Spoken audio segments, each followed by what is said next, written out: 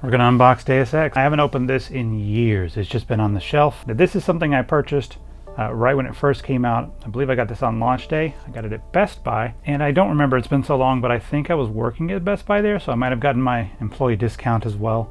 But it was right across the street from my house, so easy to just run into Best Buy and grab this. This became my favorite game of all time, not after I'd finished playing it, but by the time I got to Hong Kong, I realized, oh yes, this is the best game of all time. So this game was created by Ion Storm. Take a look under the hood here. Oh no, it's coming apart up here. Seems like the glue's getting a little bit rough. So this was actually made possible by id Software, namely John Romero from id Software. After he left, when he split with John Carmack, he went to Dallas and started Ion Storm. And you can see there's an Ion Storm logo right there. So I'll tell you a bit of a story about Ion Storm. After, John Romero made all that Quake money, all that Doom and Quake money, he called up Warren Spector and said, hey Warren, what if you could make your dream game? What if you could make your magnum opus? What would it be? So this game takes a lot of the stuff that came before it and it sort of mashes it all together in a way that hadn't really been done to this level. You've got all the stealth and sneaking of a game like Thief, and then you have all of the action of a game like Quake, but on a much slower scale, like a first-person shooter style stuff. And you have all the RPG elements, like from Ultima Underworld or something like that, all in one game.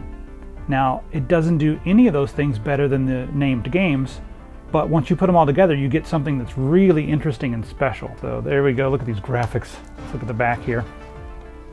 Back of the box. There's J.C. Denton taking aim. So you couldn't really customize your main character that much, because despite being an RPG, it's not open world. It's extremely linear, but it makes you think it's open world. And I think this is my favorite style of game design when it comes to first-person, shooters. Maybe not RPGs, but I love this for first-person shooters because the narrative is really tight, but the way they do it is each part of the game is separated into different hubs.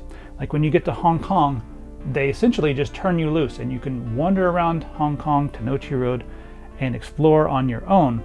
But there are certain things, not the side quest, the main quest, certain things that will trigger an opening to the next hub.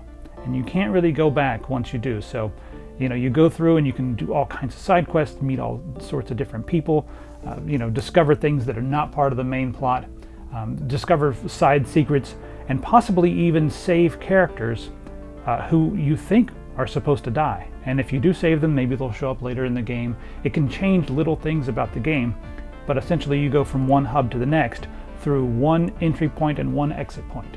But while you're there, you can do all kinds of different things. So that's something I really liked because it makes you feel like the game is really open and you have a lot of different choices. And choices is really what this was about. All right, we're gonna open it up and see what's on the inside here. Oh, look at that. Look at that, isn't that pretty? It's been a long time. All right, there we go. So this is the CD case. I think the CD may be out of here. I put it in I've got a CD booklet somewhere, but we'll see what's in here. I think it's in my CD booklet. Yeah, sure. Whoa, look at, there we go. Oh, we got, look at this. Look at this packaging. Packaging just goes on and goes on. They've got a pronunciation in here. Deus Ex Machina. Deus Ex Machina. I've heard Machina so much, but they put in Machina. Deus Ex. You ever go to like what was it back then? AB Games or Babbage's or GameStop and hear people say Deus Ex? Yes, I Deus Ex, thank you. But I Deus Ex because I pronounce it Deus Ex. Deus Ex. Interesting. Etymology. New Latin.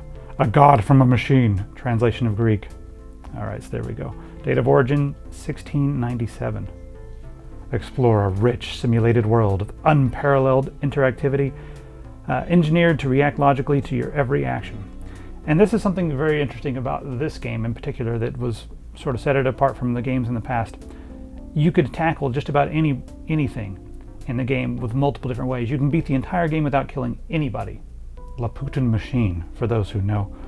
You can sneak around things, you can go in guns blazing, or you can try to talk your way through different scenarios. And as you level up your character, you get augmentations so that you can, you know, be better at certain things, maybe run faster, maybe move silently, maybe be stronger, jump higher, whatever. Or you can focus on hacking. And when you do hacking, you can get through things by hacking terminals instead of just sneaking. You can just open doors that way instead of lockpicking or being a thief. Real conspiracies, severe consequences, intense action role-playing. So action role-playing is what they called it. I don't know if they... Oh, look. Tom Hall's game. Right there on the box. Coming soon. All these cool things were made possible by Ion Storm. I really miss it. And then it was just kind of funny that... John Romero's game was the least well received. All right, we'll open up the inside here. Don't let that fall. So Warren Spector said that when they made this, look at all this sort of conspiracy stuff. At the time, you couldn't make this today because it would just be stupid. But at the time, there were all kinds of ridiculous conspiracy theories and whatnot. And they said, why don't we make a game where all the conspiracy theories are true? So we have all these ridiculous conspiracy theories. There's even some like gray aliens and whatnot. Oh, wow, look at all this. It's all laid out like it's, you know, just some kind of conspiracy page. All these notes and whatnot. Wow, know your enemy. The NSF, right up there. I'll leave this on the screen for a little bit in case anybody wants to read it. I'm not going to read all of this. It's a lot. All of the weapons of terror, they call it. Look at all that. All the different weapons in the game. All right, what's your favorite weapon? Is it the crossbow? The sniper rifle? What is it? Laid out like a newspaper, the Midnight Sun. FEMA to detain 6 million Americans. This game was extremely prophetic because everything's going, you know, all the conspiracies down here. We see the plague index. There's a plague going around. And, you know, different governments are controlling the vaccine. There's like hidden secret nonsense going on. Big thing that most people mention is that, yeah, this came out before the trade centers went down, but they decided not to include the World Trade Centers in this game because they figured, you know, in the future some terrorist thing must have happened and therefore there's no World Trade Center in the background. But the real story is they didn't have enough video memory to put all of that stuff in the background, so they ended up leaving them out. But there's a lot of little things like that that either are prophetic on purpose or possibly it was an accident. And people are blaming one another. Are you fighting for the right side? Are you fighting for the wrong side? Chinese gang war. And you thought we had it tough. So this is some stuff that's going on in Hong Kong because you're going to be there. They're talking about the triads. This, if you read this, it'll give you an insight into the universe, but it's written just like a slice of life straight out of a newspaper from back when all this was happening. And I love that we don't get stuff like this because we don't really do physical releases anymore. And I really miss this kind of. I maybe should go a little bit more into this, but you know, how much time do you want to spend watching this? The manual is small compared to a lot of the older games, so it's got everything it needs in it. Like I feel like this is about the right size. When you add this supplement, this is where like a lot of the fun, juicy details are, and this is just a straight up manual. And then the controls on the back. There's one thing that I've been doing, and I've never changed since then, and I think that you should consider changing as well. Right here you can see under Other, we've got the number pad plus and the number pad slash for quick save and quick load. Puts it right beside your mouse. So if you have a number pad, and also it's impossible to mistake one of these for one of the F keys. I'm constantly hitting the wrong F keys when I'm doing quick save and quick load, and I'm screwing myself up, but I love that. So there you have it. So there you have it. Happy birthday to my favorite game of all time, Deus Ex. This sticker, you know, this was on there when I first got it. It won a lot of Game of the Year awards and whatnot, but I tried to take it off at one point, but I decided I may as well just leave it on because it wasn't coming off. I don't like the sticker on there because I love this, just the regular blue box, but they put it right on the pack, you know, right on the actual box and not on the plastic wrap or anything like that. Oh, before we go, let's take a look at the bottom. The 3DFX logo on there. If you're playing this on a modern PC, I recommend switching to DirectX 9. Not 10 or 11, DirectX 9, but there's a few things you need to do. I made a video on how to play this on modern computers, so I'll link that in the description if you're interested. I try to keep it as vanilla as possible. A lot of like the things that replace the music, especially, the music is amazing in this. So don't replace the music.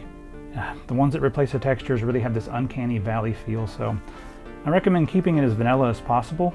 I mean, if you want to play it on the original hardware and you've got an old CRT, by all means, but otherwise, check out my video that's linked in the description on how to play this on modern hardware.